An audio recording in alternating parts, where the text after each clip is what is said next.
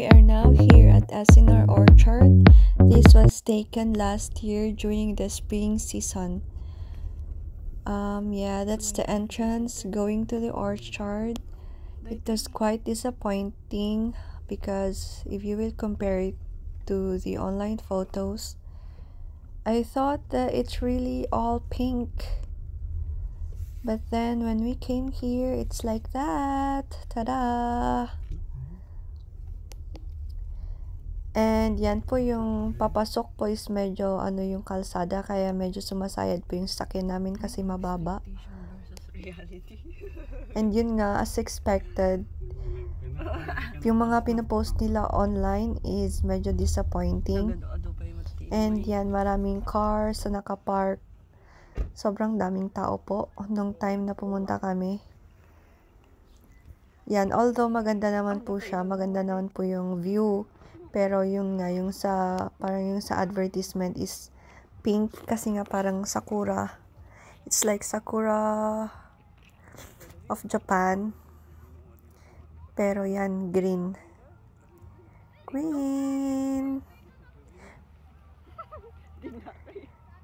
Ang alam ko Saturday ito kaya maraming tao. Yan, di ba? Puro green. Puro green yung makikita mo. Although may some part na pink, pero parang nasa 3 aisle lang yata yung may pink na part. And then, yung iba pa is artificial yung nakalagay like that. Yung pink na yan, artificial lang po yun, yung nasa side. Sigurado ayaman pa ang dadi. Mga kasama namin. And that's Ate Daphne. Naayaman si Manang. There you go.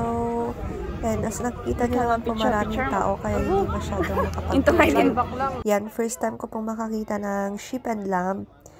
First time ko din pong makatouch, di ba? Amazing. Yung iba goat.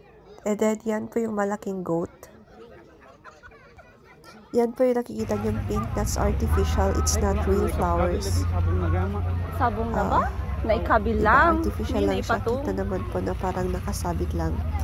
Pero sa picture, although maganda naman siyang pag-picture. Yan po yung mga parang sakura. I don't know if it's sakura. Yan lang po siya. And then, hindi pa po siya masyadong nag-bloom.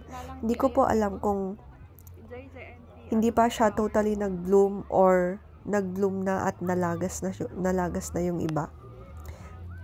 Yan. So, mag-picture muna tayo dito. O, diba? Akala ko picture lang pero binivideohan pala ako ni Marshall. And yan, pati sa mga ganito, ayun, yung kanina, sobrang daming nakapila kaya mahirap magpa-picture. Yan, aalis na po kami sa point na ito kasi nga maraming tao sa loob, hindi ka naman po makapagpa-picture sa lahat kasi pila-pila. Kaya aalis na lang kami. And then, of course, if I will rate this, maybe 7 out of 10 because it's very different from what I expected. I expected more. Hoping this year, mas mag-improve pa po. And yan, pag lalabas ka po ng orchard, sa exit yan, may, anong tawag dyan? May laruan ng mga bata. Yun lang. And hoping for more improvement this year. So, sana makabalik ulit tayo dito. Spring season, matagal-tagal pa kasi now is autumn, mag-winter pa, and bago mag-spring. Yun lang, guys.